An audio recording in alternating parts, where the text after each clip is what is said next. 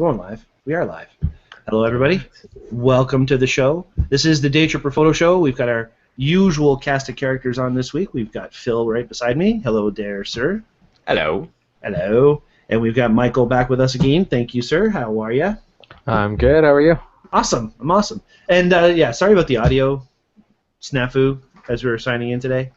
Yeah, I know. We spent a good 10 minutes trying to figure out why I had no audio, why my microphone wasn't working, until we realized that Bryan was on mute. Yeah, I had my headphones muted. It's like, anyway, we figured it out, and everything's working fine now, so it was always fun. So we got a lot of stuff to talk about. Today is a banter show. It's our 183rd show that we've done, and it happens to be a banter. Now, the banter show, for those of you who don't know, is basically our opportunity to talk about whatever we want to talk about. And if you are watching or if you tune in at any point during the show and you have something to say, add it into the conversation. There's always interesting things to talk about. We've got a list of things that we're going to get through, but if you have something else in mind, please feel free to let us know. Let's see here. I love the banter show. I actually look forward to doing this show almost more than any other. I love doing the reviews and I love the tips and techniques, but I feel like I learn more doing a banter show than doing most of the other shows because we can just talk about so much stuff. Mm-hmm. What have you guys been up to? Like, I know that I kind of played around last night taking some pictures in the studio here, this studio, not the loft, and I played around, did some light painting. I had a hard time thinking of what to shoot, so I just, I look around and I think, what would look good with a light paint on it? So, I don't know. I wasn't super thrilled with the photo, but I did it. But have you guys done anything lately? Have you shot anything, Phil? A little bit. I've actually I've been expanding slowly into shooting a bit more kind of like boudoir stuff, so I shot a little bit of that over the weekend, which was kind of fun. And I finally decided on a hosting company for a website. Well, that's a step. Yeah. Who'd you go with? We're one step closer. I believe I'm coming up with Blue Domain, which I actually used before, and they're good. Customer service, not so great, but the actual company itself and what they offer is exactly what I'm looking for, at a price that, in my opinion, is cheaper than, well, pretty much everyone else. And so I am 100% okay with that. So I'm hoping to get that started and set up by potentially next week. Another one of those. Another one of those. But no, like literally, I think I got everything sorted out now. So it's just a matter of me, getting everything set up, deciding on a new name for it, and then going forward. Cool. Any images you wanted to share from your recent photography expeditioning stuffs? Technical terms. Not quite. It was a lot of tests, so I have a lot of things I like, but a lot of things I'd like to do over to get a better result. Got it. And when you're finding your way in a certain genre of photography, there's a lot of testing that you have to do. I mean, it's not like you just sit down and make the perfect photo and say, boop, I'm done. Exactly, and I'm a little confined with where I can shoot here for certain things because house isn't the best to shoot at, and my living room studio has a couch in it that I can't move, so I am a little bit more constrained, which is why I'm actually planning on using the loft studio coming up for a really exciting shoot that I'm tying it to the next thing we're looking at, which is going to be a really interesting light painting idea, which could be interesting, and if it's okay with the model, I might have Bryan to help. Hey, if it's okay with the wife for me to help, then this might actually work out. Not my model, but that's okay. Oh, okay. No. Surprise! Oh, wow. That would be a shocker. Well, cool stuff. All right, cool. How about you, Michael? Have you shot anything recently that you want to talk about? I haven't so much shot anything too recently to talk about. It's mostly just been plans for upcoming shoots. I've got one of my friends wants to try a boudoir shoot for the first time. Another girl that usually models for me more often is very excited to really put her new Harley Quinn costume that she made together. Exciting. And she's working on being a makeup artist as well, so she's excited to flex her muscles there. That is so cool. Honestly, lately I'm trying to come up with ideas for composite shoots. I want to practice editing a bit more, get a few more composite ideas out. I want to test out the new lights. I've got another new light coming in on this Friday. So lots of play coming up. Not so much anything going on now. That's cool, though. It's something to look forward to. Yeah. That's awesome. We got to challenge ourselves, and that's what I love about photography. Is there's so many different avenues that you can go down in your photographic world. When I started, it was all landscape and wildlife, and now I really prefer just setting up a little situation and doing some light painting, and that's one of my favorite things to play around with. So yeah, that'd be cool to experiment that thing with you, Phil. You'll never know. Well, gotta find some time for it. Because the time I wanted to do it, I realized it was going to end up being like 11:30 by the time I started shooting, Oh, and that's yes. a little late for everyone. Yeah. We were talking about doing that after we were doing the review for the That was session. it. Yeah, right. Well, I I'm mean, not saying the review's going to go to 11:30, but by the time we talk to everyone and that kind of thing, it can go a little long. oh yeah, definitely. Well, you don't want to rush a review, that's for sure. No, definitely not. Okay, so I'm a little bit nervous about what I have coming up. A little bit nervous, not gonna lie. So my mother is coming up. Last year she came up for the month of September when I did the photo expo, and she came to the expo, and it was awesome. So she lives in Florida full time. Actually, she is arriving in Toronto any minute right now. Coming up I'm for glad her you're at trip. the airport to pick her up. Oh yeah, there's other family. They can take care of it. No. My sister's, if God forbid she ever watches, she'd be like, "You jerk." Anyway, so no, she's coming into town, and this Sunday, I've invited for her birthday, kind of, a lot of her family that I haven't seen in a really, really, really long time. My uncle, her brother from Montreal is coming. My uncle's kids, Daryl, and Daryl's kids are coming. There's so many different cool things or cool people that are coming that I haven't seen in years. We've never had a group family portrait session ever with my family. So I've got a studio now, and I was thinking, what can I do for my mother when she comes to visit this year? So I thought, what if? So I sent out a couple emails, and I got people coming from all over. So it is going to be an interesting day on Sunday, taking pictures of my family, and Gabriel's helping out, and hopefully some of the other partners will be there to help out, because I plan on doing all kinds of stuff, like the whole group, smaller groups, you name it. Should be a lot of fun. And what else do I have? There's a couple sessions coming up, and Joe Leduc just said here, hello, I just got home from my studio, our studio. Yeah, Joe's one of the partners in the loft. And he has a cool session coming up. One of the masterclass sessions we did a couple months ago, the liquid art session. Well, we're doing it again, but we're kind of throwing in a bunch of other cool things. I don't know if Joe knows this yet, but He does now. He does now. I want to do something with water balloons bursting, photographing that, and a couple other things. So there's going to be a lot of really cool stuff that we're going to do. The studio will be all decked out to get wet and to get messy, and should be a lot of fun. So that's August. Copying my hydromancy now? Yeah. You gonna come? Sure. Well, we'll stick you in a corner somewhere, because who knows how much room there'll be. But no, there's still spots left, actually. So if anybody wants to register for that session, go right ahead. Daytripperphoto.com. But on August 20th, this is something that's an exclusive for the Loft Studio. Ross Chevalier, the photo video guy, is actually putting on a free drone safety class at the Loft Studio on August 20th from 7 to 9 p.m. It's completely free.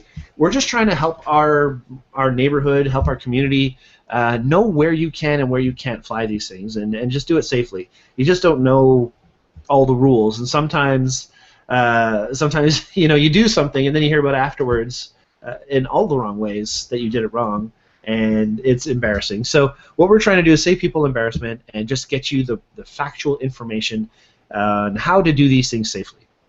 Don't fly it over people, stuff like that. Anyway, Ross writes the actual courses for Henry's on drones, on the flight school, the ground school. He's the one who teaches these things. The guy knows his stuff, and he's doing this as the photo video guy coming in and giving this presentation. So I'm excited. I'm very excited for that. I think if you are interested in drones in the future, come to this session, completely free. You do have to register. So please go to theloftstudio.ca, the TheLoftStudio.ca, and register for that, because there's limited seating in the studio. And that's it for me. Anything else, guys, you want to talk about before we get into the meat and potatoes? No, I think meat and potatoes. Oh, Joe says he has the darts. Yes. We're like this. For the water balloons, get it? The darts?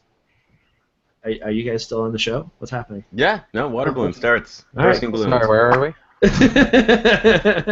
Wow. Ivan says, hello, everybody. Hello to you, and hello to you, Ron. Ron Gray has been watching the show pretty much from the beginning, I think. He's awesome. Brian Steves is watching. He says, I shot Hong Kong in a documentary style. Would you shoot in that style? And what about storytelling format of photography? I love that question. I think that's something that's super important to talk about. Let's talk about that right away, and then I'll get into the meat and potatoes. What do you guys think of this? Actually, I want to jump in first. Go for it. And I know you normally do it, but I'm going to do it today. Do it. If you have comments, if you want to add in on anything that we're saying, over on one of the sides of the screen, unless you already did this part, there's a question and answer. Please post your questions, and we'll give you answers. If we don't know the answer, we'll make it up. And definitely join in. I don't remember if you did that. Did you? I'm sorry, what? I'm reading. Okay, anyway, awesome. I'm pretty sure Documentary we missed that. style. Yes. Documentary style. I like that, especially when you're traveling, because a lot of times you see people travel and it's like, well, here's this picture here and this picture was over here. I think it's a great way of trying to get a better feel for the city. Telling maybe a bit of a story around something. Let's say you go to a restaurant and you can get, depending on how forward you are, maybe you can get a couple of pictures inside the restaurant itself, then you get a couple of pictures inside the kitchen of the food being prepared, and then the food being brought to the table, and then the actual local dish. And it's a good way, I think, of adding more to your travel photos, because we're well past the days of I guess subjecting. I think subjecting our families to 4 hours of a slide presentation of, and this is us at the beach. And this is us at the beach. It's just, I think it's a great way of. I apparently know what the slides are. Well, it's interesting though, because even if you load all your photos to Google Photos, Google Photos will compile those into stories for you. So if you're over in in China or wherever, and you have all these photos of them preparing the food, and then the food being brought to you, and then all like you're saying, that whole progression, you've got this great storybook that's being automatically generated. All you have to do is load your photos to your computer, and before you know it, you have an album created with all of the photos from that, and you can customize it and whatever.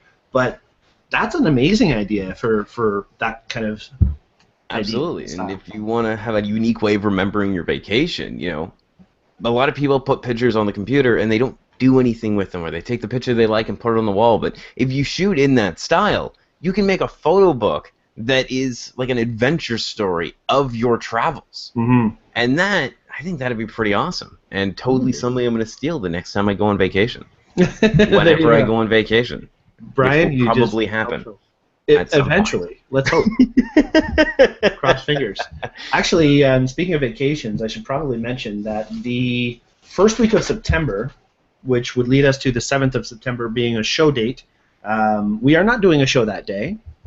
Okay. Because I'll be on vacation, and that day is my 20th anniversary with my lovely wife, Shelley. Probably best not to do a show that day. Yeah, I think I would be murderized if I did that. Murderized. That would not be good. Murder, death, kill, MDK. For those of you who remember Demolition Man, reference from the movies. Okay, let's get to this, guys. Before we get into the meat and potatoes of the show, Brian, thank you for that, by the way. Good question. I just want to remind people, if you are watching this on YouTube, please click like. I love seeing that just because it knows that we're onto something here. We're doing something people want to watch. And when I see the not like button, I cry. I literally cry. That night, there's no consoling me. But anyway, in the corner, just like, I get over it eventually. Have it again. You've seen me. And don't forget, join in on the Q&A. A lot of folks have already done it during our show so far, but use the Q&A to involve yourself in what we're talking about. If you have an opinion, share it. If you have a question, share it. We love talking about it, and this is a community show, so that's the whole point of a banter show. And also, I just really do want to thank our sponsors. They've been helping us out a lot this year. Sennheiser, LensPen, Cotton Carrier, and Sigma lenses that we get through Gentech Distributing here in Canada. Awesome equipment. We're blessed that you guys like working with us because you're all the best product in what you do. And it's great because we have holders, we have cleaners, we have sound, and we have lenses. I mean, all we need now is for Hasselblad to say, hey, here, have this. Here's one of our new fancy mirrorless. Yes, here, use this for 10 years, and that's fine. It's not going to happen. We'll review Okay. it, I swear. We will. Yeah, absolutely. All right, guys, let's get into this. What do you think? That sounds good. Awesome. So the Banter Show, the point of a Banter Show, and the reason we have this split up is because we banter. We squirrel on about all kinds of random things. And we had to give ourselves a show where we can do that, because the other shows, there's too much to cover, and if we banter all the time, then we don't get to anything. So we save it for a show, and this is it. There's a bunch of stuff that we want to talk about. Okay, now I have to say, first of all, dpreview.com and Petapixel are both awesome websites to find out news about the world of photography. That's where I usually go, and some of the stories I read just make me laugh. First of all, we're going to start off with something which I think is hilarious. I shouldn't say I think it's hilarious, because somebody is losing business, and that's never good. So that's not what I'm thinking is funny. But there's a photographer who claims his business died after photographing Donald Trump, and you should know that I've got my computer set up to never see the word Trump. Anytime it says Trump, it comes up with his original name that he changed because he's such a fake. So his original name is Drumpf, and everywhere you see Trump, it says Drumpf everywhere. So thank you, Google, for creating this device that I can plug into my my Google Chrome and never have to see his name. So anyway, apparently this man, Ray Reynolds, he thinks there are consequences to covering one of, if not the most controversial public figures in the world. He says that ever since he began photographing Republican nominee Donald Trump professionally, the rest of his business completely dried up. Now, Phil, you made a good point. It doesn't necessarily mean that it's because of Trump. What were you saying about that? I don't know. Was it nice? No. It could have been bad. There could have been other factors, right? It could have there could have been some other factors. You know, maybe the quality of his shooting went down. Maybe, you know, his pool of business that, you know, liked what he shot, got all the pictures they needed to get from him. So there's a lot of what ifs. I think it might be kind of odd if, you know, taking pictures of the Trump can kill your business, because for as many people who don't like Donald Trump, there is an equal to possibly scarily large number who really like him. So if anything, that might help your business, depending on the type of person you're trying to shoot. I don't know. What do you think, Michael? I don't know. Have you ever had a situation? I've been close to situations. I don't think I've had anything that's really affected my business too much. Not that I'm really getting all that much in the first place. But I've had a few interactions where I felt like if I went any further with it, that it probably would have costed me. I know I've had a lot of conversations with people that don't really appreciate photography the right way. Like a 20-year-old kid getting into photography, and I've already taken pictures of a few beautiful friends of mine, and some people that are not quite with the times have responded to that by saying, okay, a guy with a professional camera, you're only in it for the sexy girls. It's not quite where I'm going with my business, but thanks for the advertising, I guess. And then at the same time, I've had people that have asked me for those photos, or have asked, like, I've done personal shoots with friends that have gone that direction, but they're not public. They're personal shoots for them. But then other people are asking to buy those photos. Like, you know what? That's not why I'm here. I don't think it's a good idea to have this conversation. So I figure that could have hurt me if I let that conversation go any further. That's exactly true. It's very true. I mean, a big reason why this gentleman says that he is losing business is because he had to stop doing everything so he can travel with Trump. So by saying no to jobs, you are going to lose future jobs. Exactly. That's why I'm skeptical about this story too, is because he says no jobs are coming his way, but he's busy shooting. He's not advertising either. He's not going out looking for any jobs. So I don't know how busy he was in the first place that he's expecting anything else. I just think it's funny that somebody blames Donald Trump because of their photography careers. And I think it's because the opportunity's there. People are going to blame a lot of things. Yeah. Because look, we're talking about here we are. Exactly. I hate being that guy. I've literally just. I should never have done this. I should never have talked about this. There's a lot to this, right? Because we all go through times like that where we feel like, maybe this wasn't helping.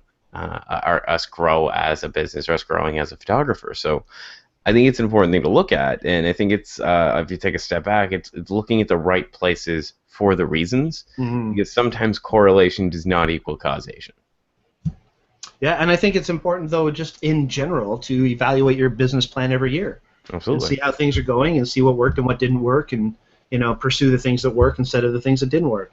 I'm actually doing that right now at the 2017 Daytripper schedule. I'm trying to think of what would be really cool to do as a day trip. Now, I'm actually going to throw this out there since we're talking about it. I was going to talk about this as well. I forgot to put it in notes. I'm looking for some really cool ideas for day tripper sessions. So if anybody who's watching has a really great idea they think would be great for Daytripper to involve themselves in and maybe give some lessons on, and of course that's what Daytripper is all about, but something we can embrace as Daytripper Photo and to roll into an actual day trip. If you've got some ideas, let me know, please. That's Bryan at daytripperphoto.com. That's Bryan with the Y in. Yeah, I'd love to hear what people have to say. I know I was talking with Robert Schimmelheim earlier today, and he suggested this place with lavender farms, and I thought, that's a really cool idea. Really cool. Ooh. Yeah, and then I thought, what if... What's that? Take me with you for that. Oh, well, hey, obviously there's interest there. And then I thought about it. What if we were there for a long period of time, and at some point we had the birds of prey show up? So we have the birds of prey flying with the lavender fields, and I don't know. I just want to see people get eaten by birds. That's all. This might be an appropriate time for me to jump in. I had a similar thought, actually.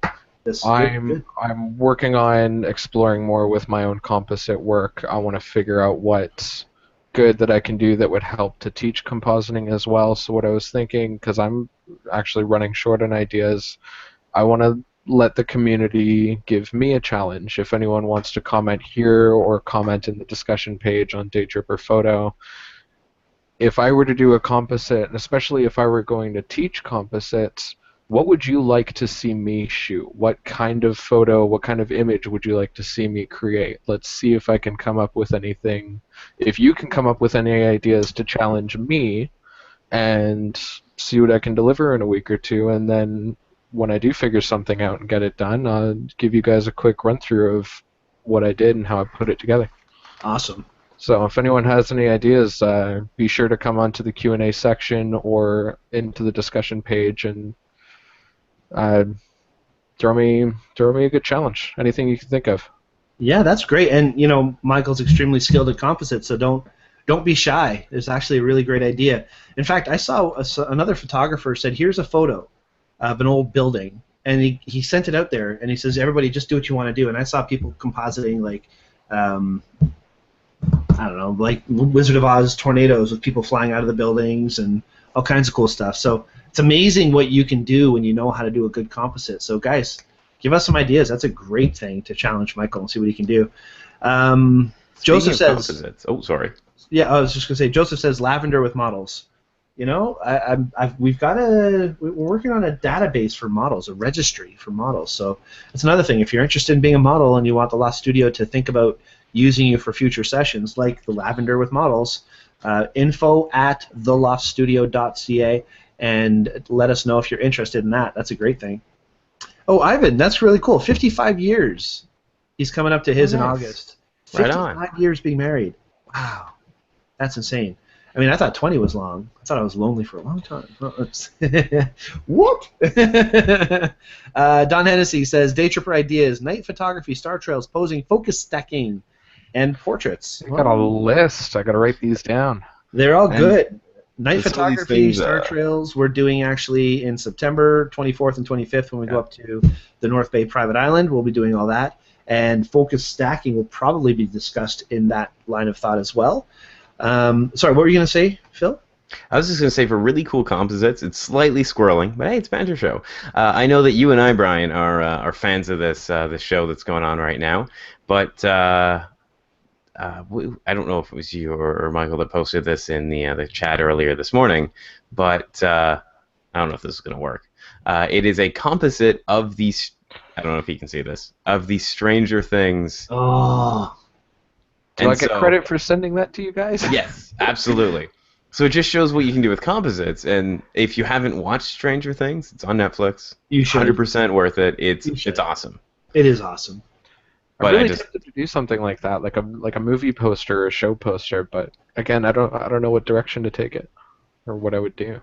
Actually, I tell you what, who's watching right now, Don Hennessy, he made an incredible composite for us for the Daytripper show, and he printed it and he brought it into me, and I have it here. It's awesome.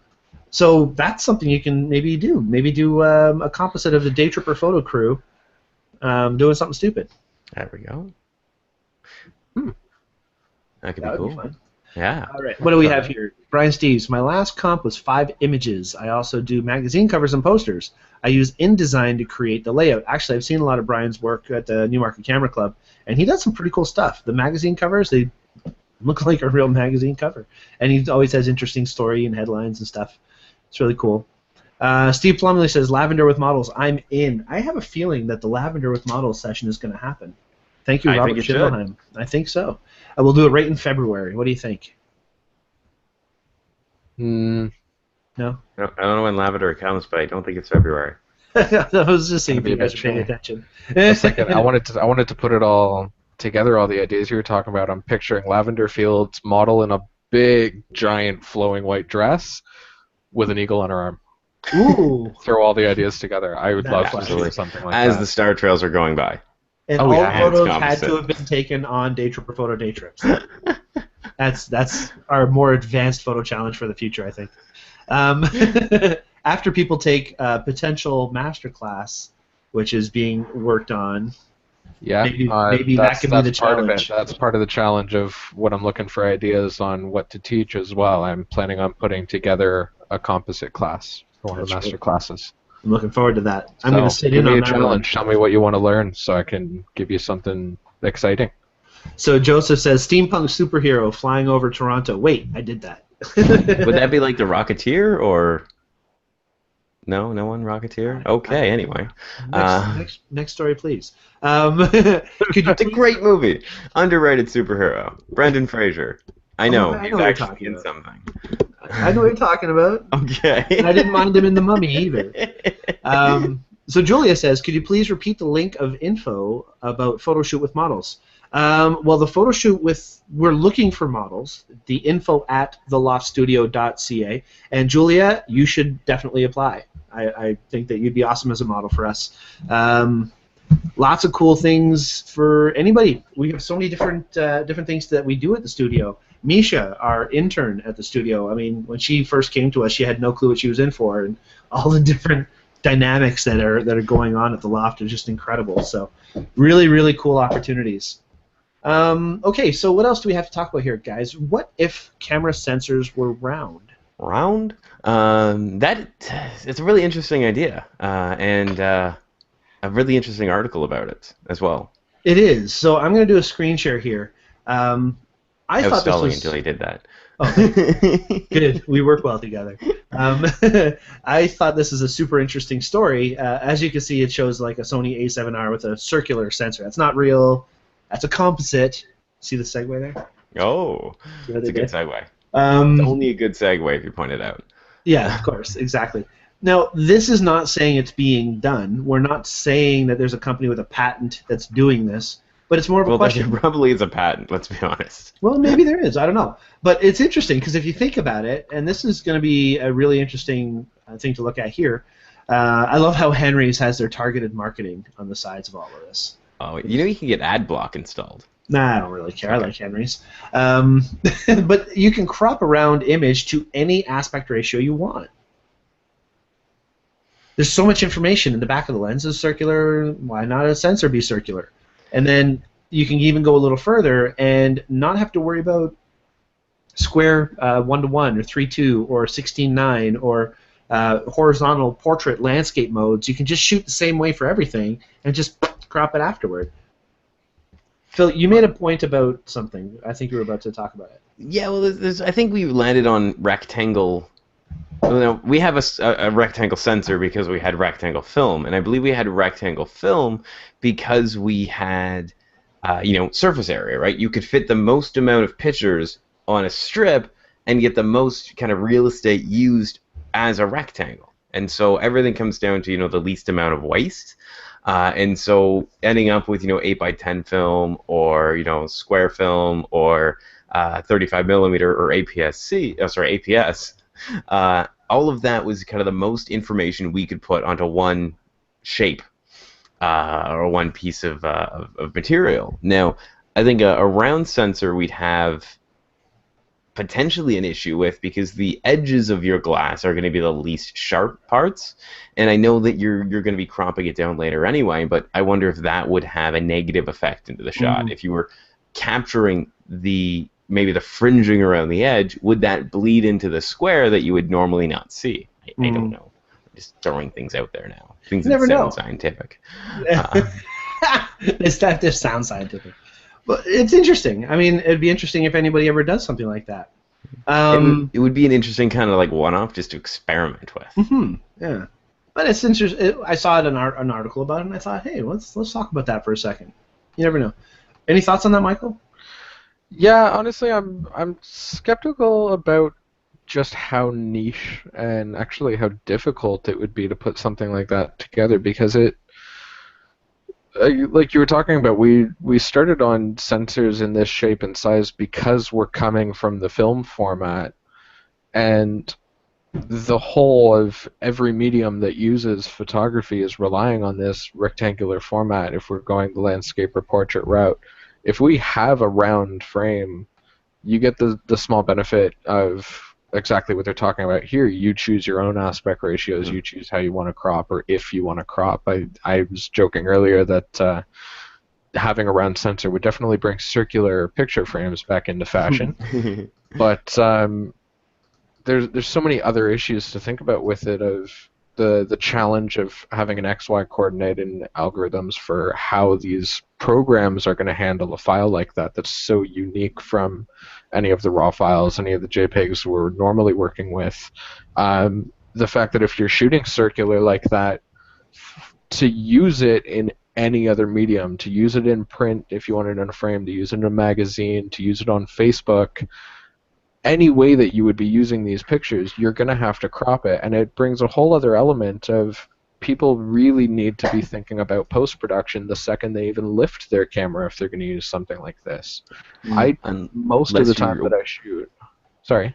No, I was just going to chime in and say, unless you're using it as your profile picture on Google+, then you don't have to crop it. It's perfectly round. In the most inconvenient way possible. It's funny because it's true. I was going to say, like, there's a huge complaint to be made about the crop ratio, and I think it's a 2:3 ratio for the modern cameras, is just too long in some cases, especially for portraits, and that the 4:5 feels nicer. The 4:5 is a natural 8:10. Yeah, so it just feels nicer to work with that, especially for portraits.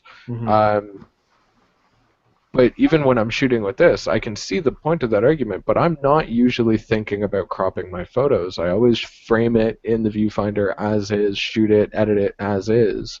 I don't usually think about cropping unless I really have to. If you have a circular frame, everyone, professional, amateur, anyone, has to be thinking about cropping after the fact. And which is time, which is a whole money. other element. Yeah. So while it may be an interesting idea for the sake of having more pictures and using the most of the lens, I think it's either going to be very niche or going to be absolute torture for everything after the fact. Okay, good points. Awesome points. Julia asked if I'm talking about the bird photography on Lavender Farm that comes October 2nd. No. October 2nd. It is on a farm, but it's not lavender. Exactly. And the models would be birds. So, no, that's not what we're talking about. We're talking about for 2017, possibly doing a lavender shoot with models, or not a lavender shoot, but a shoot in a lavender farm with models. So, it's a good idea. All good stuff. All good stuff. All right, guys, there's more to talk about here. This photos thing on Amazon. Oh, so apparently your photos can be illegally for sale on Amazon. I don't know if you know this, but an Austin, Texas-based photographer named Beverly Guhl, Guhl, I hope I spelled that right, found out this recently when she stumbled upon several Amazon listings for a copyrighted headshot that she took of an actor named Marco Pereira. Perea. I'm sorry, bad with names. So, digging further, apparently she discovered that one of the sellers of her image on Amazon has over 2.7 million listings for posters and prints. And in each of the items' descriptions, the seller claims that all images are sourced from the public domain. But apparently not. Because this woman had her pictures... where did she say that she had them posted? I don't know. I'm I trying don't to see remember the where article she and had find them posted, but Yeah, it doesn't really say that. In they the were article. saying that the way that they sourced them was another company, a completely third-party company, was illegally selling them, copyrighting them, and just taking the photos illegally and selling them out. Yeah, And as that's how they were free claiming. market or something. Yeah, and that's how they were claiming that they were getting it legally, but it was the That's fact right. that the middleman was getting it illegally. Yeah, and the middleman was claiming that they were sourced from public domain, meaning that they are not attached to anyone, that they're free use, more or less. Right. Well, I mean, it's just like anything. And again, Phil, you made a point earlier about how anybody that shares anything to public domain, Facebook, well, it's not public domain on Facebook, they own your photos. Close enough. They Flickr, all these don't things. fully, but anyway, we won't get into that. That's a whole. You open yourself up for this. I mean, you totally open yourself up for it, right? Yeah. As soon as because the worst thing about the Facebook pictures is, for the most part, you can go to someone's picture, you can click on it, and then there's a download option. So unless you don't want people to download your pictures, Facebook might not be the best place to do it. Yeah, that's right. Brian Steves has a comment. If you are going to have round, then it's simply a waste of digital space. It's better to have the file or the format you want to wind up with, which I agree with. Why not just learn to shoot? I agree. Right, Brian? Why not? Why not just learn to shoot? I'm still waiting to do that myself. Now, speaking of learning to shoot, a good experience to maybe get a little bit more, good opportunity to get a bit more experience shooting things like star trails would be the City's meteor shower coming up. Yeah, it will. Oh my God, I'm so looking forward to it. Do you have any plans for this? I heard about it about 15 minutes ago. I somehow missed that in the notes when I was reading them this morning. And meteor showers. Awesome. Okay, so here's the deal. Meteor showers are awesome. Okay, You look up in the sky and you see stuff flying all over the place. I've been blessed to experience one of the coolest meteor showers I've ever experienced, and this was when I was going to summer camp in Massachusetts, I think it was. I forget the name of it. It was, anyway, Chris and Ebner's camps back in the day. And my brother was a counselor, and I was working in the kitchen. And one night, everybody just gravitated out onto the back lawn, and we just sat there. It was just the counselors, the people that worked there, not the kids. But we were out there on this lawn, and there was just meteor after meteor all over the place. It was the most incredible thing. It's before I was into cameras. It was before any digital stuff was even thought of. But I'm talking 84, 85, but it was awesome. So anyway, what they're saying with this particular meteor shower is this is supposed to be an outburst of Perseid meteors this year particularly. The prediction is for 200 meteors per hour to be seen at the peak, which is August 11th to 12th. So the evening of August 11th, which is coming up very, very soon. That would be a week this Thursday, so August 11th until August 12th. If you go outside, they're saying it's best to wait for the moon to go down below the horizon, so that would be around 1 o'clock-ish, I think, is when it would be the brightest without the moon in the sky.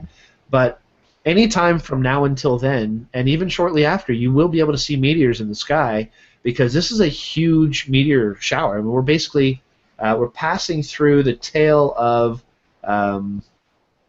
what is it, Tuttle, I think it is. I'm totally lost the article here, but yeah, it's supposed to be amazing. Swift Tuttle. Every time Swift Tuttle goes around the sun, it deposits a trail of particles, which we call a meteor stream. Over time, the gravitational influence of Jupiter and the other giant planets, mainly Jupiter, changes the particle orbits, and as a result, their close approach distances to Earth will vary. So apparently this is just going to be an awesome one. So I really do encourage people to get out there and check this out. What I'm going to suggest, and I'm going to let you guys chime in here in a second, what I'm going to suggest is go to a place that if you shoot a normal night sky scene is very interesting. So you have a border, you have edges, you have interesting composition you can work with. Keep the North Star in the photo if you can, and then you'll end up with the swirl if you're doing really long exposures, and meteors going directionally across the shot. And it's going to be looking in the north, so there can be some really, really cool shots available. Phil, have you got any thoughts? Yeah, a good thing to do would be to try and get away from any type of light source.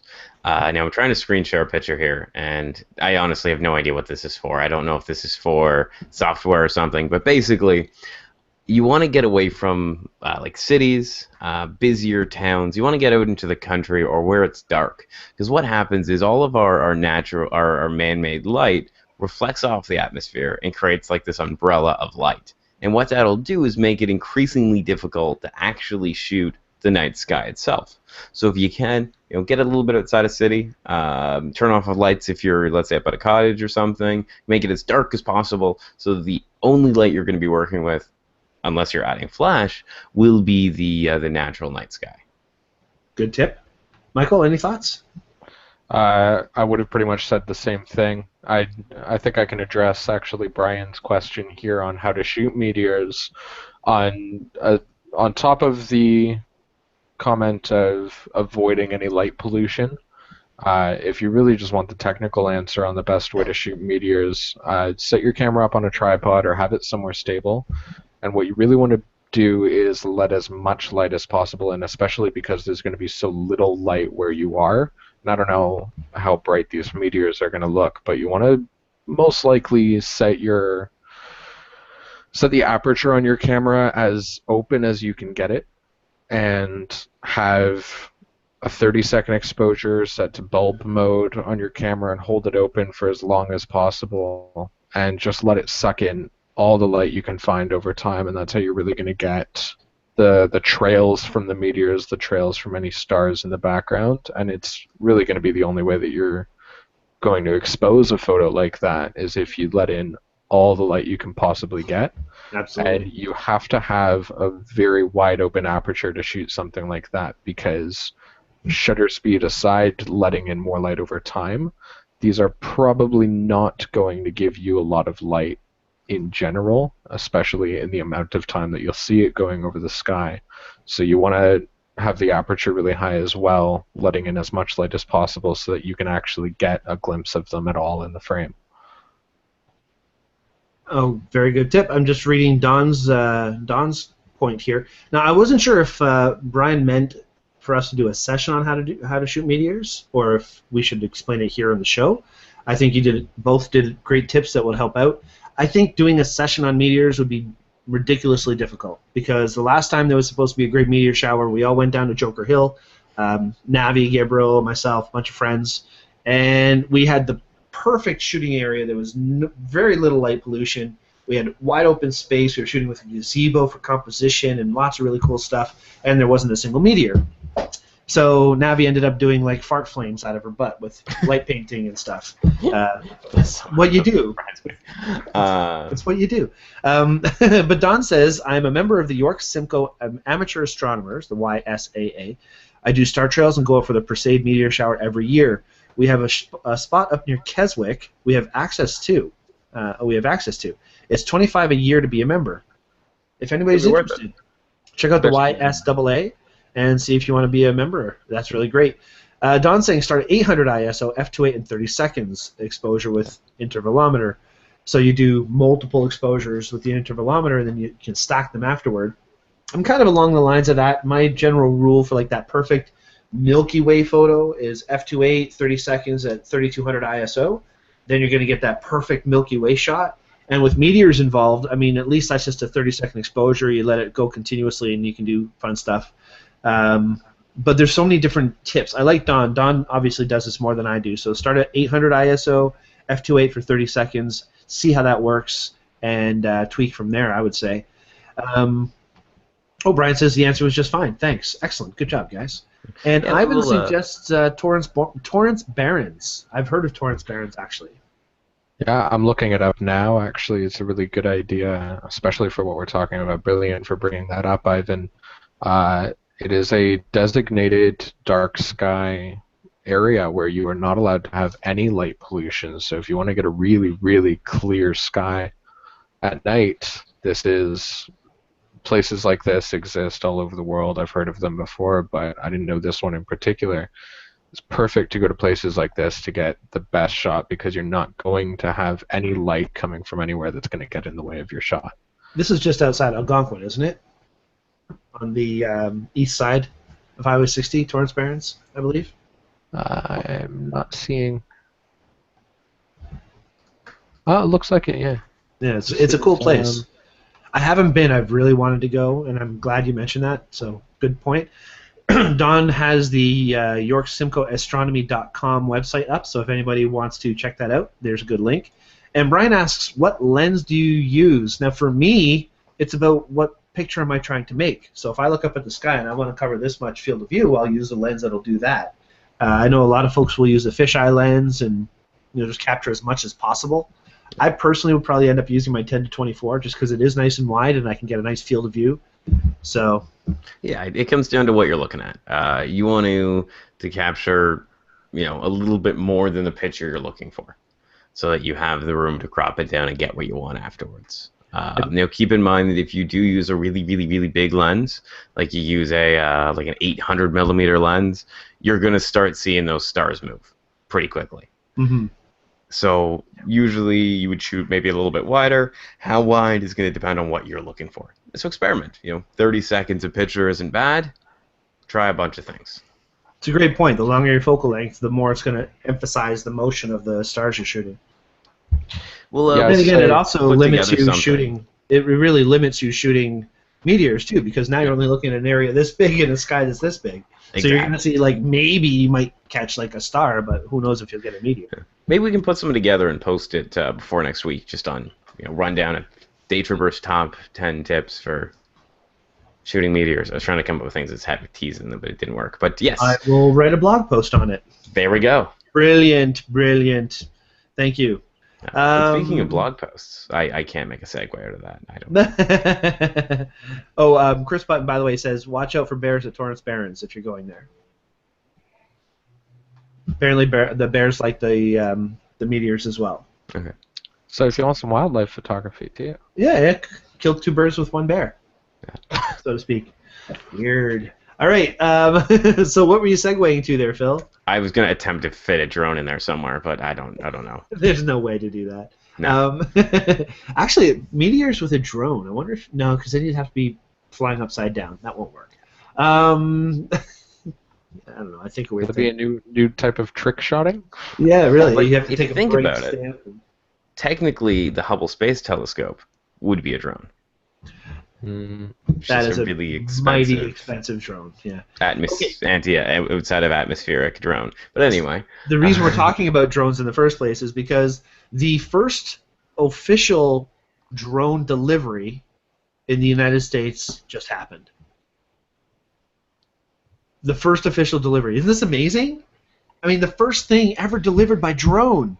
It's got to be momentous. Sure. Or a Slurpee. Or a Slurpee. Sponsored by 7-Eleven. It was 7-Eleven that delivered this drone, and it delivered, chicken and Slurpees. Oh, hi, Dixie. How you doing? Chicken and Slurpees. Yeah, So interesting. Drones. This is the world we live in, Yeah. Cats on my shoulder during a show, and drones delivering Slurpees. I guess that's 7-Eleven's opportunity to remind everyone it still exists. 7-Eleven is a big thing. They have questionable food, but you are getting food from a gas station at that point. So yeah, you kind of have to consider the source. Yeah, it's always a bit of a curiosity when people want to eat food from a gas station, because you never know what type of tiny things are going to be living in your gas station food. But think about it. I mean, if you're going to be eating food from a gas station, you've got to be pretty desperate for food. Hi, what's up, Dix? You never know. Maybe you just want like a 99-cent burrito. I don't know if they have 99-cent burritos, but that's okay. Oh, they might. Okay, so Don has a compositional tip here. I try to keep about 1/3 of the ground in lower section, the northern star in rule of thirds area up top. That way you can capture meteors, star trails, and bring hand warmers as your lens will fog up. Interesting point. If your lens is going to fog up, if you put hand warmers around your lens, it'll actually stop that fogging from happening. But there's also a product from LensPen that you can pick up. Let's see if I can find it while I'm talking about it, because this is just like a wipe. You wipe it on your lens and it prevents it from fogging. As a side note, as you find that, in a very untasteful way of doing things, apparently someone made a drone out of their cat, Oh my god, I saw that. which is disturbing. Don't make your animals into drones. Okay, share it. You have to share it. It's on my phone. I'll pull it up on the computer. I'm That sure was it just- did take you a second to find that. It's terrible. Cat. I'm just gonna Google cat drone. It was ridiculous. That is literally all it is. Oh dear. Cat drone comes up. Warning for those who have cats and or animals they like. Anyway. I'll pull this up for you here. Sorry, my screen share button keeps disappearing. There it is. So this is a BBC article, so from the BBC, and it's a cat drone. So a Dutch inventor, you can't see my air quotes, he's taking animals that have passed away and making them into drones. That is just so disgusting. An ostrich, which up until now I thought was a flightless bird. There's the irony within. And a jet shark, which I think they're making a movie about a jet shark, aren't they? It's like Sharknado versus Jet Shark. But I'm going to stop scrolling on these. These are disturbing. They are pretty. So when I first saw this, I thought it was just a joke. I thought it was just, okay, so somebody took some fur and made it look. It's this actual dead cat that's disgusting. What kind of world are we living in? Dutch people. Also, hey, let's not go there. Jet shark. Jet shark. Okay, so here is the. What are you laughing about? I'm sorry. Look at how happy you are. I don't know. I find jet shark so funny. With laser beams. That's exactly what I'm thinking. Like, Yeah, it seems I know like it something that was almost too bad for Austin Powers. So this is the Fog Clear product from LensPen. They're inexpensive. It's a cloth that leaves kind of a coating on your lens that you can wipe away when you're done. It doesn't degrade the lens quality for shooting either, but it prevents the lens from fogging up. It reminds me a lot of when I used to go scuba diving, and you'd spit into your mask, and you'd clear it, and that would prevent it from fogging. It's a very similar concept. It puts a special coating that prevents fogging on your lens, and it helps. So if anybody needs that, there you go. Yeah. And there's also a Kendrick system. It's called Kendrick system, where it has wires that are powered that you wrap around your lens, like little bands that are heated coils, and that prevents the fog from forming as well. Henry's actually carried the Kendrick system for a while, but they didn't carry the complete kit. They only carried this part or that part. Anyway. The purchasing department. I got to get the bigger picture. And as Brian said, Brian Steves has a good point here. He says, you don't buy gas at a restaurant, so don't eat gas station food. Nope. Unless you want gas. Amen, brother. Unless you want gas. That's a different kind. All right, so what else do we have here? I can't believe you shared the cat drone. That is. Well, I was trying to make a segue earlier to the next point, but I teed it up and it just didn't go anywhere. Well, here's the last little morsel that we're going to get into. The importance of curiosity. Now, this is something that has really been the difference maker for a lot of really, really good photographers. Curiosity is so important for experimenting and trying new things. So the reason this comes up is because I saw an article of a button salesman who actually discovered microbial life back in the 1670s. Not a scientist, not a photographer, not anybody who is supposed to be known for making these breakthrough discoveries, but literally just a guy who sells buttons who happened to find something. So in his spare time, he liked to play with lenses, and he liked to, grind glass and do these cool things. So he made a lens with 270 times magnification. I'm going to do a screen share here. And with this amazing tool, he was able to see stuff like this. Tardigrade. Known as a water bear. So maybe there's water bears up in Torrance Barrens as well. That wouldn't be as shocking or as scary, because these are microbial and very small. But here's a guy, a button salesman, who discovered more life than any other person ever, just because he looked small. So curiosity is what helped him find this, and curiosity is what made people like Don Komarechka, take a shot, make the photos that he makes. And what are you sharing? A tardigrade. The what? A little gif of a water bear. Oh, that's very actually much more scary than a normal bear. They're really weird. Also he looks very like tiny. He eats out of a poop hole out of his mouth. Pretty much. They are actually really interesting creatures if you want to do some science Googling. They are able to survive in extreme environments, be frozen, come back to life. They're able to survive being exposed to the raw vacuum and radiation of space. Really interesting. And that you know about these things really impresses me. But anyway, back to the importance of curiosity. Michael, what do you think of, as far as being a photographer, the percentage of importance that being curious has within the whole world of photography? Did I even ask that question properly? It worked. I don't think I did. 80, 90, 99. Exactly, right? Depends what kind of photography you want to do or how much you want to fall in love with what you do. I'd actually like to be able to claim that I'm a very curious photographer, and that's what set me apart when I was in school. Is one of the first questions that I wanted to ask with half of my projects, especially in my last year, was how do I... Like, they teach you all the rules, and then they teach you how to break the rules, as how every art class does it, and my question was, how do I change the rules? How do I approach the things that they didn't mention? How do I find something that they don't know? So, whether the photo turns out good or bad, and if you're very curious, especially with your photography, I can pretty much guarantee you're gonna have a lot of bad photos. Uh-huh. Yep, good point. It's 99% curiosity means 99% of your photos are not going to ever see the light of day. But it really makes it worth the story to tell at the end of the day when you can find something that hasn't been done before, or even just something that you haven't done before that you didn't think you could do. So true. Yeah. And it's those people who are the most curious and who break these barriers, like Don Komarechka, like Joe McNally, like Eric Johansson. Mm-hmm. I presume that you put that in there. Like Mm-hmm. Philip Zoratto, apparently, who has his name in this list of very important photographers that are curious. What's up with that, Phil? I don't know, I just thought I'd add it. Oh, yeah, that's awesome. I think photography is a lot like science, and so like you always hear like science, and it's like, oh, Eureka, we made a discovery, but I don't remember how the quote goes, but it's like, in science, the words of discovery are not Eureka, but, well, that's odd.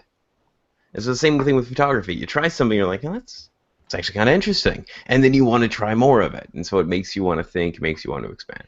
Yeah, absolutely. Michael, what are you showing us? This is something that when I first started looking at your pictures, I thought, I like this guy. Mm-hmm. I can definitely chill with this guy. This is still my crowning achievement when I was in school, and this is what I was talking about with how do I change the rules. I wanted to play with textures, I wanted to explore with negative space, and this is like two elements that are my favorites. And I started playing with paint, and I did a few other things with paint, and just feel like how can I take a picture that's a portrait where the portrait isn't the important part, where the paint is the important part. And I actually had another photo here I was going to talk about with actually the Amazon bit and forgot to bring it up. It'll load up here in a second. This photo is the first one, my first shoot messing around with paint, and it got a lot of attention, but the biggest issue was cutting it out and having sort of a clean image to work with, and I was exploring more from that and ended up, it's sort of been done before, but the way that I did it was I invented my own editing method. I created completely my own recipe on how to put these images together and sort of streamline the process for me, and I'm literally taking a photo of people with paint on them and subtracting the people out of the photo. And it's fun to say subtracting. That's literally the recipe that I'm using in Photoshop, is the subtract blending layer. The blending mode in Photoshop is I'm separating the colors from itself and then subtracting the photo so that only the paint is left over, and it's essentially a backwards green screening process. Oh, isn't that cool? So that's what I'm talking about of changing the rules. And I want to sneak this one in here for a second. I saw with the Amazon Notes, where'd it go? With the Amazon Notes of Amazon selling your photos. I don't know if either of you did this, but the second I saw you write that, I immediately started going on my website and Googling my own photos to see if they were showing up anywhere else. And it was actually this one of the oldest ones on my site, I did find on Pinterest. And I don't know how this happened, but for some reason this showed up on Pinterest, which I'm glad about. Other people are pinning it and like it, but it's in black and white. Weird. And it's pulled off my Flickr page, which has it in color, but they've got black and white. So I'm glad you like my photo, but that's not Pinterest. really... So it's not my photo. Thorpe St. Andrew saved to portrait photography. So this person, when they saved it, how would you... I don't even want to know how. That is weird that they would flip it to Pinterest does black and weird white. things. People do weird things. People are weird. Yeah. Okay, so Brian, let's just go to the Q&A here again. By the way, thank you everybody who's contributing to the Q&A. We're getting a lot of comments tonight. That's really great. He says, light is measured in photons. Science has proven that the human eye person can see in 1 photon of light. So shoot at night. That's my favorite thing to do. Last night, literally last night, I went outside about 2 o'clock in the morning, and I just wanted to chill, sit out there and look, see if maybe I could see some meteors because it was a nice clear night. I didn't. And I brought my balls outside because I like to play with my balls outside. So That's where you're not allowed near school. That was good. So I have these poi balls. Actually, my mother gave me these, and I have a couple sets. My mother gave me the other balls too, but that's another story. So Squirrel. So these are actually lighted, and I can get these things blinking to the point where I was so worried about people thinking that there were police raiding my house last night when I was outside spinning these things around. Kind of look like that. Yeah, they're fun.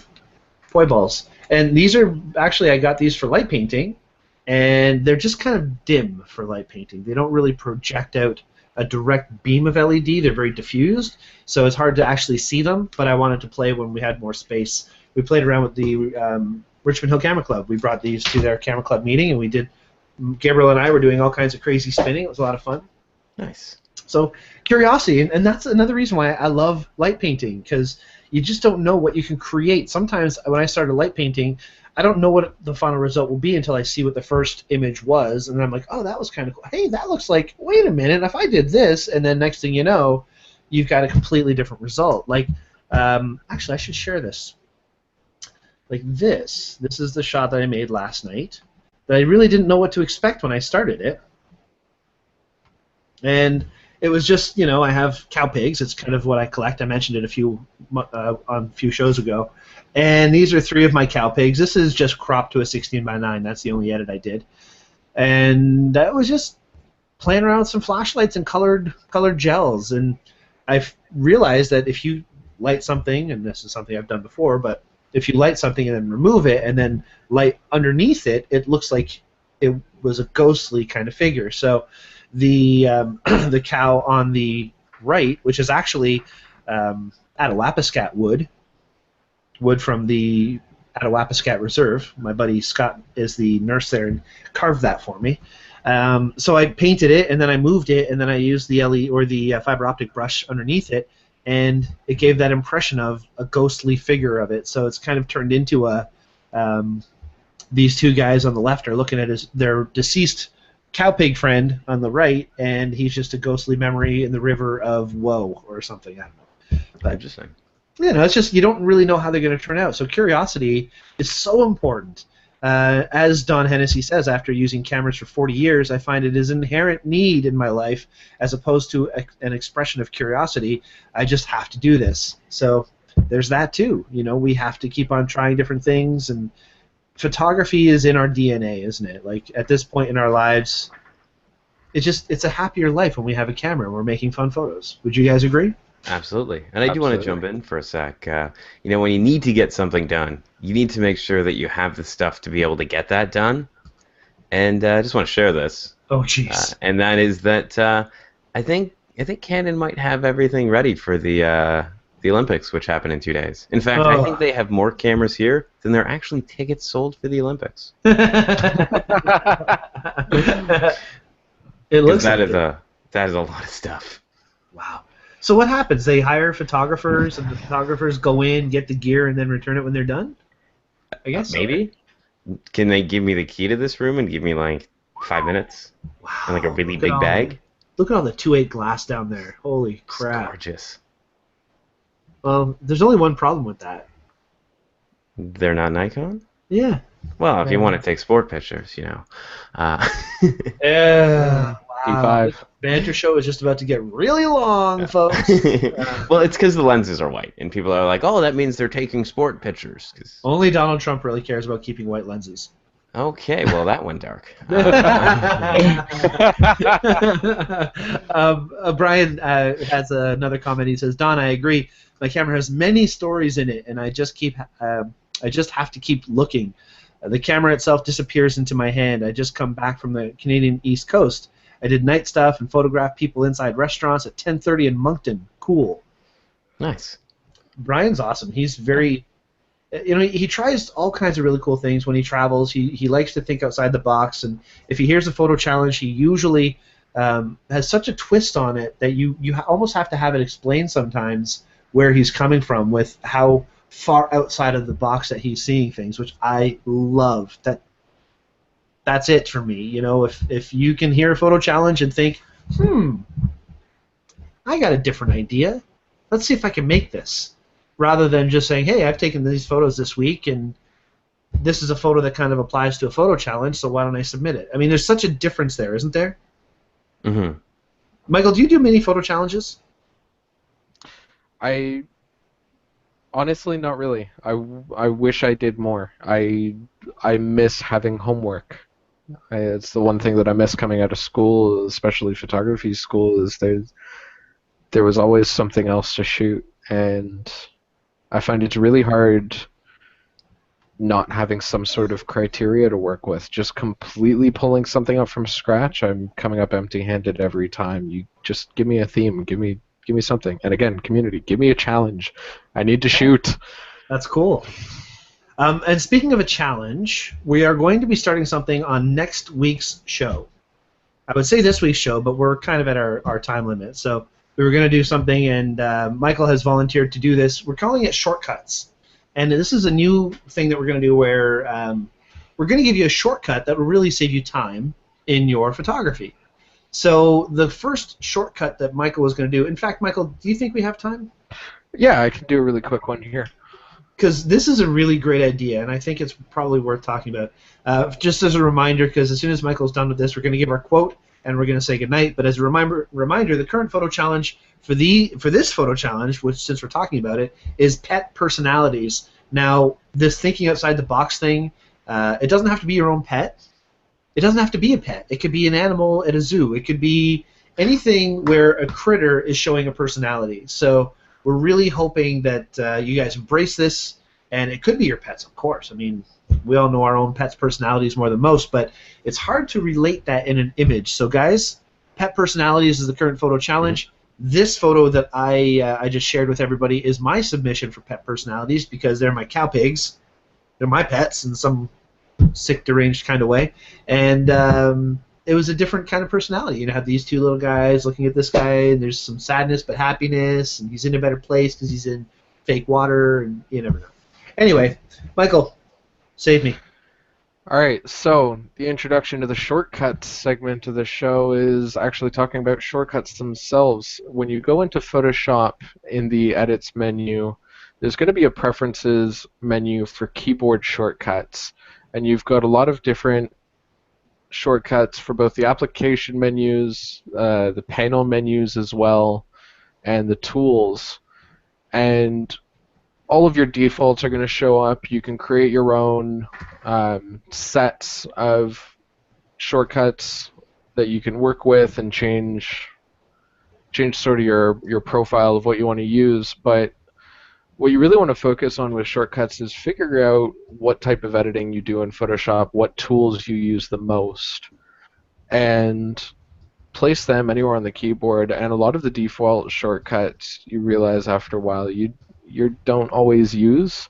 So in my case, I ended up replacing one of the defaults because I always use the Gaussian blur, and it's tedious to go into the blur menu, go into filter, blur, Gaussian blur, pick it out, go through all the options. What I like to do is use Gaussian blur a lot for my retouching. So you can go right into the filter menu in the application menus for keyboard shortcuts, and go right down to the Gaussian blur, and I've set mine to Control G on the PC or Command G on Mac.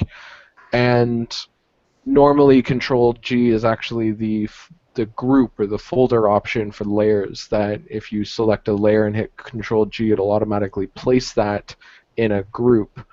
But right next to it, Control F or Command F on Mac is the apply your most recent filter. So what I'll do is I'll use Gaussian blurs to smooth out tones in an image. I do something called frequency retouching, where I'll do the high frequency has the texture of the layer, where the low frequency has the color tones and the light tones. So what I'd like to do is smooth out some of the tones. So I'll go to a segment of the image, like her hair, for example, here. Okay, time out for 1 sec. Yeah. I don't see a photo on your screen. Oh, you're not seeing a photo. No, I just see a bunch of weird things. Bunch of weird things. What's going on? Oh, what is going on there? I think you're sharing the wrong window. No, it's I'm sharing my Photoshop window, but it bugged out there. Let me start this screen share again here. I guess you missed everything that I just Well, highlighted. we heard what you were saying, but we didn't see any highlight. No. Weird. I don't know what's going on. Okay, I'll do this. How's this? I see me. Hi. Sorry. How about now? I got a That's photo? much more attractive. Okay. So I used the lasso tool quickly and just highlighted a section of the hair, and what I'm going to do is Control G automatically brings up the Gaussian blur window. So I can blur this as much as I want, and you can see it smooths out the toning in the hair, just gives me all one consistent tone there. And now that I've got that set, I can pick anywhere else in the photo, and instead of going back into that menu to pick the radius on my Gaussian blur, I just hit Control F, and it'll apply exactly that filter again and completely streamlines. I just need to hit that button and I'm good to go. So if you know what you're doing, you know what tools you're going to use, you know where you're going to use them, and especially if you're going to use the same recipe, the same radius, same settings for doing multiple aspects of an image, see if you can set up your keyboard shortcuts for the tools that you use the most. Keep them next to each other, and it will just completely streamline the process rather than having to go through the menus all over again. So program your own shortcuts. It's a good idea. Yeah. Awesome. Very cool. Thank you. I'm definitely going to start doing that. Now, I've got this book here, and it's called the Scott Kelby Keyboard Shortcuts Guide. I got this from one of the Kelby Live training sessions that I attended. And I go through it, and I'm thinking, man, it's harder to remember these shortcuts than actually just doing it the long way. Because, I mean, we're talking about ridiculous number of shortcuts that you can do. So what you're saying is find the stuff that you actually do on a daily basis and just create the shortcut to go with that. Yeah. Beautiful. Love it. Michael, would you share your Flickr or 500px name? Don Hennessy found your website, but he wants to find you a Flickr or 500px. Right. I don't have a 500px. I have to admit that my Flickr has not been updated in a while. It has a lot of my older photos, some of them that aren't on my site, but I haven't touched that site in ages. But if you are still interested in looking at it, it's actually the same as my website, michaellanePhoto.com. It's flickr.com/michaellanePhoto. Okay. Nice. Excellent. All right. So Now, I do want to just make a suggestion. We have a call.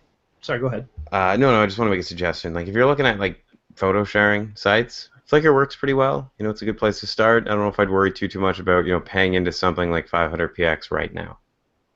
Potentially wait. Why? Just wait. Go to Flickr.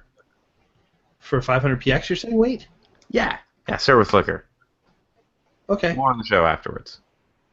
We will talk about this later. Absolutely. But we have one of two quotes for today, and I need to know Okay. which one. Oh, actually, I think we should jump back to the Q&A for a sec. With the, Don says one last one. He says the aurora, Northern Lights, forecast is also very high for next week. I guess it was a big solar flare. Could be. Very cool. I hope that there are Northern Lights in September 24th and 25th when we do the overnight session in Barrie or in North Bay, because that would be awesome. If it's clear, you'll probably see something. I'm really hoping it's clear. So, Absolutely. okay, we have one or two quotes, or maybe even two. Why not? Okay. Michael, why don't you read the first quote? Okay, let me find it here. The more first serious quote. Yeah. If you hear a voice within you say, "You cannot paint," then by all means paint, and that voice will be silenced. That's by Vincent van Gogh. Or I've actually never heard that quote before. or cut your own ears off and you won't hear anything. 1 year. All right, Phil, why don't you rip on the second one? And so the second one is a whole lot less serious, and I have no idea who it's by. But that is, next time you're afraid to share your ideas, remember, someone once said in a meeting, "Let's make a film with a tornado full of sharks." What a great idea. And if they hadn't shared that idea, this world would be a much more depressing place. Because we're at what, like Sharknado 4 now? Like Revenge of the Sharks or something? Ian Ziering is a freaking genius in this show. It's Anyway. going good. No way sponsored by Sharknado 4. Yeah. Coming soon Fantastic. to DVD near you. Or Laserdisc, or whatever kids Oh. watch their movies on these days. Laserdisc. Oh, silly kids and their laser discs. Yeah. All right, guys, that's it for us tonight. Thank you all so much for watching and contributing to the photo review. Brian Steve says, if you like to dance, then dance. There you go. That's right. It's the same Dance kind like of no deal. one's watching. I do it all the time, especially when I was outside playing with my balls. But that's, again, another story for another day. That's what Thank you you, have to do. everybody. Pet Personalities is the current photo challenge. Get your shots in. We will be reviewing them on actually next Wednesday, the 10th Perfect. of August. So we only have 1 week left for that photo challenge. I'd love to see what you guys have planned.